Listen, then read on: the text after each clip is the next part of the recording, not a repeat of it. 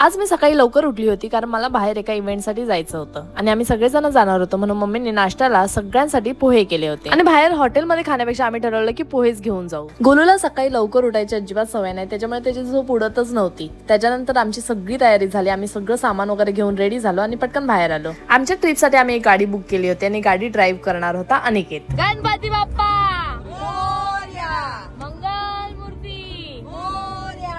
बऱ्याच दिवसानंतर आम्ही पहिल्यांदा सगळेजण कुठेतरी बाहेर जात होतो, त्याच्यामुळे सगळेजण खुश होते आणि एक्साइटेड सुद्धा होते आणि बाहेर जायचं म्हटलं की गोलू तर फार खुश असतो। त्यानंतर आम्ही एका ठिकाणी नाश्त्यासाठी थांबलो होतो कारण सगळ्यांना भूक लागली होती, सो आम्ही मस्तपैकी पोहे आणि त्याच्यासोबत चहा घेतला। आमच्याकडे थोडा वेळ बाकी होता, सो आम्ही ठरवलं की एक कॉमेडी रील शूट करूया आणि ऍज युजुअल अनिकेतने खूप सारे टेक्स घेतले, पण शूट करताना खरंच खूप मजा आली। शूट करून झाल्यानंतर आम्ही मग निघालो आणि मला ह्या ठिकाणाचं नाव नाही माहिती, पण इथे व्ह्यू खूप छान दिसत होता। आजचा माझा इव्हेंट होता अहिल्यानगर आणि मुंबई टू अहिल्यानगरचं डिस्टन्स होतं 7 hours, पण आम्ही प्रवासामध्ये सगळेजण एकत्र होतो, त्याच्यामुळे वेळ कधी निघून गेला हे कळलंच नाही। त्याच्यानंतर फायनली आम्ही नगरला दिलेल्या वेळेच्या आधी पोहोचलो आणि इव्हेंट ऑर्गनायझरने आम्हाला स्टे साठी हॉटेलमध्ये एका बुकिंग करून दिली होती। आमचा प्रवास खूप मोठा होता आणि त्याच्यामुळे सगळेजण थकले होते, पण आमची राहण्याची सोय खूप छान केली होती। एक सूट रूम बुक केला होता, त्यामुळे सगळेजण व्यवस्थित आराम करू शकले। त्याच्यानंतर आम्ही सगळेजण फ्रेश झालो आणि आमचा लंच बाकी होता, त्यामुळे आम्ही लंच रूम मध्येच ऑर्डर केला। सगळ्यांना नॉनव्हेज खायची इच्छा होती, त्याच्यामुळे आम्ही लंच मध्ये सगळे नॉनव्हेजच मेनू ऑर्डर केले।